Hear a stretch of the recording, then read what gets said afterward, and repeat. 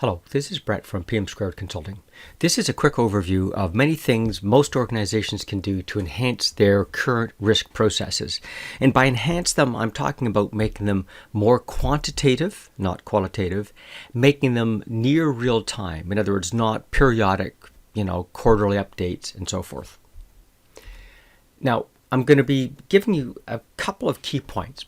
More detail on how to quantify every aspect of risk management, including how to use data to determine what your risk category should be, showing you sort of the mathematical linkage between strategy and risk, prioritizing risks in the risk register, again, using facts and data, and then moving on to how to develop a fully functioning system right from the very beginning, not having to build small prototypes and gradually enhance the performance of your system, all the while not adding additional work onto your risk team and people in the organization.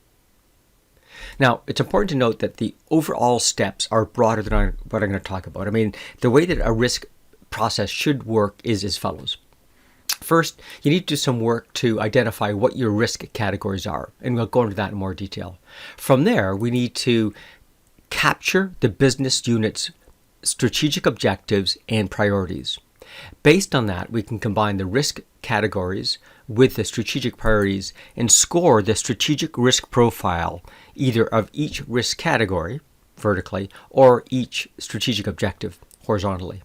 From there, if you want, you can bounce the same process through your risk register. So take it from your 20, 40 risk categories to your 200, 400 risk elements, the specific risks in the organization. And from there, develop a scoring of the strategic impact of each specific risk. And that allows us to actually now provide a more enhanced risk heat diagram that shows the strategic impact of risk and the actual ongoing events. From there, we can obviously build that risk scorecard, that ongoing daily, weekly, monthly review of how your risks are performing and where they're manifesting themselves.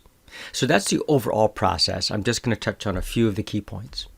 So point number one is, how do we use data to determine those risk categories?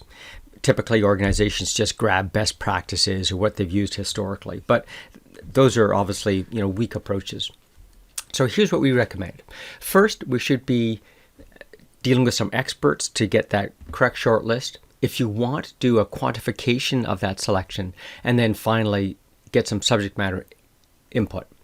So expert selection, what we're going to do is we've got a master list of about 5,500 risks that we've encountered for organizations literally in every sector across the world. That's a starting point. Second, of course, is whatever industry you're in and take that risk dictionary that exists from researching other organizations in your sector. And then finally, what are the best practice risk dictionaries, CALSO and so on, regardless of industry. And from there, we will develop sort of an expert development of the risk category long list.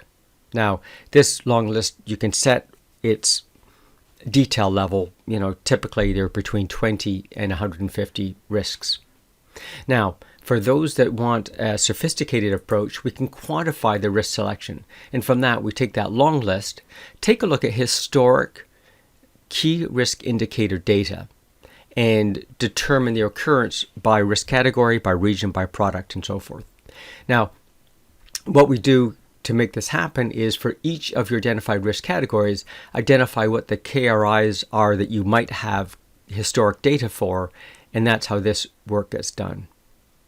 Then the final step is now a bit more predictive. What we're going to do is we're going to take that risk category, and again, this is an optional step. Sometimes we go straight from long list to the 360 scoring. This 360 scoring is subject matter expert input. Now, we're going to go to different pools of subject matter experts. We're going to go to those people that are subject matter experts by process, those that are by customer. Obviously, using the risk team is a different pool. People that are product specific, region specific, and then lastly, the leadership team. And this does two important things. One is it validates and identifies the short list of risk categories, but also informs the audit. So for example, if certain risks only exist within a product group or within a region, we can begin to be more focused when we do our audit work. Regardless, out of this process, we end up with our risk category register. From there, what we then need to do is to determine the mathematical linkage between those risk categories and strategy. Now, this process is pretty straightforward. Again, what we're going to do is capture a picture of your current strategy, right? Your current strategic objectives, and we're going to prioritize those. And based on that weighting, we'll be able to identify on the left side the strategic objectives and their priorities. Now, these priorities might change by region, by period of time, and so forth. So this becomes a more focused approach of the risks. And across the top, we're going to put those risk categories. And what we should be able to do is score, of course, the likelihood of each category existing in the standard, 1 to 5 process. Now, when I say in the standard 1 to 5 process, this is another problem in most of the risk systems we look at, because one person's possible is someone else's likely and someone else's rare. So we need to actually add some quantification behind this. And there are various ways of adding quantification. One is obviously beginning to add in specific percentages and hard data, but in fact, many other ways. So we can do that percentage thing I just described.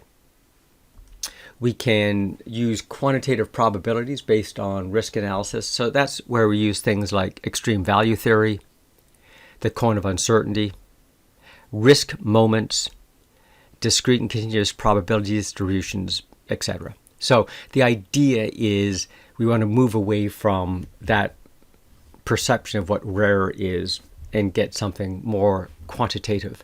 What that allows us to do is, again, in many instances, be able to score these risks without having to interview people. We can just use the data. And then, of course, we score the impact of each of these risks. So to help you out, what we've done is we've figured out the likelihood, the strategic of each risk category, taken a look at each strategic objective, and we take a look at how important that objective is and what the impact is. So for example, if we have a brand dilution issue, it's going to have a high impact, 5 out of 5, on profitably grow. And this bar is merely the multiplication of likelihood times weighting times impact. And so the bigger the bar, the more likely that risk is to occur and the more impactful it is on the organization. Now, again, with the impact score, we want to be more quantitative than we've been in the past. So we've all seen these sorts of charts before where we can quantify across different dimensions what each of these scores would look like. So we end up with this scoring. What this allows us to do is to both score the risk itself. So in this case, the risk category of new product introduction risk is the largest risk on this subset of risk categories. And then there's a 3-way tie for second: brand dilution, regulatory, and mature product risk.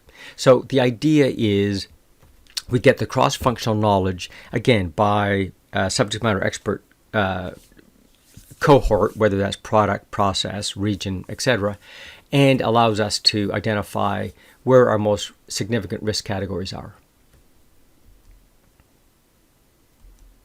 Now, that allows us to identify the risk by strategic impact. So obviously I could also score that horizontally and determine which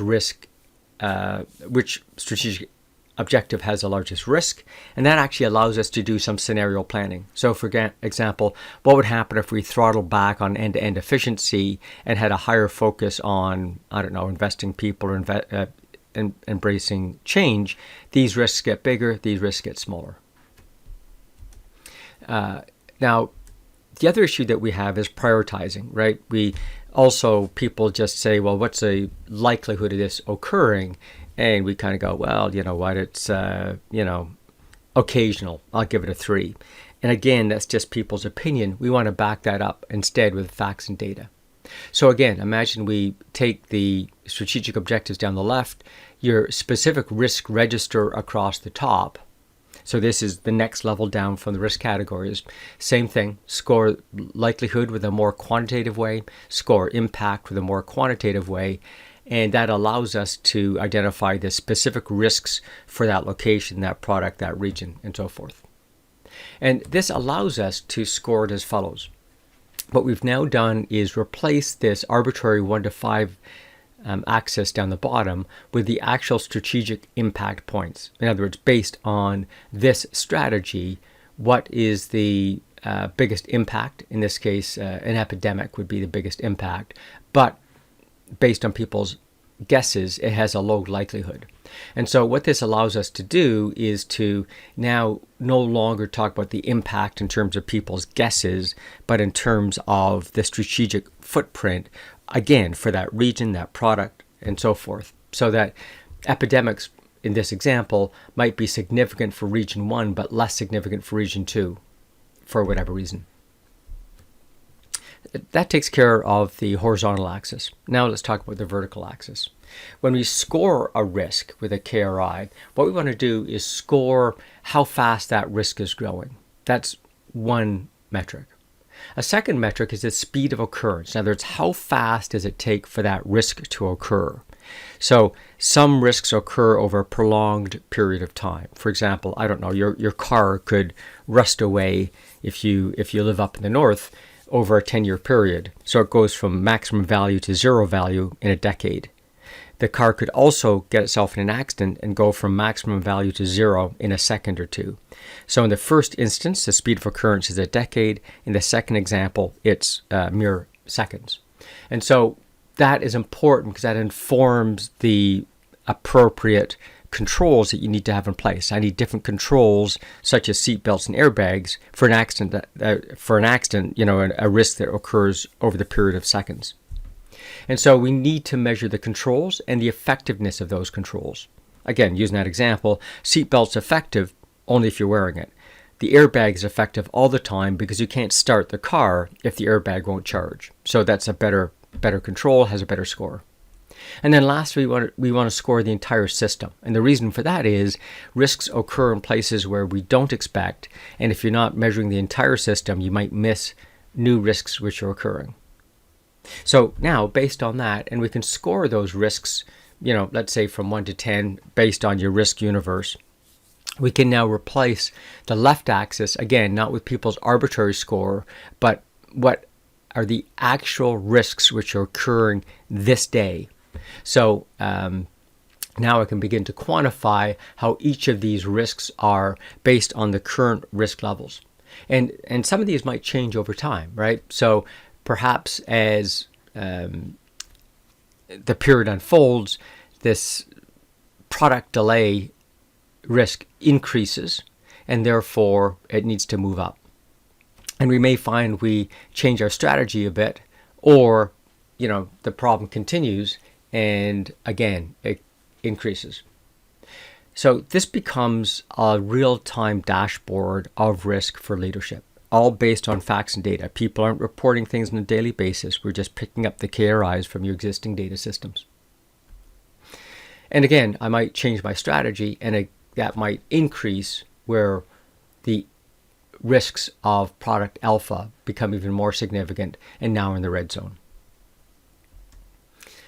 So that was a quick overview. What this allows us to do is to, basically quantify everything in risk. We can use data to determine risk categories.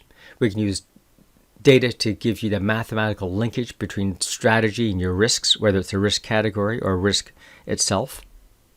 We can begin to prioritize the risk in the risk register by the strategic impact and actual occurrence. And again, because this is all based on existing structures in place and existing data, we don't have to phase into it. We can, if you want, launch the full system from day one, or if you do want, you can phase into it. But the idea is this isn't one where you need to grow into it. It's pretty straightforward. And because most of this is based on existing data, it's not extra work for you or the team. So hopefully that gives you a good overview of opportunities you have to improve your risk processes.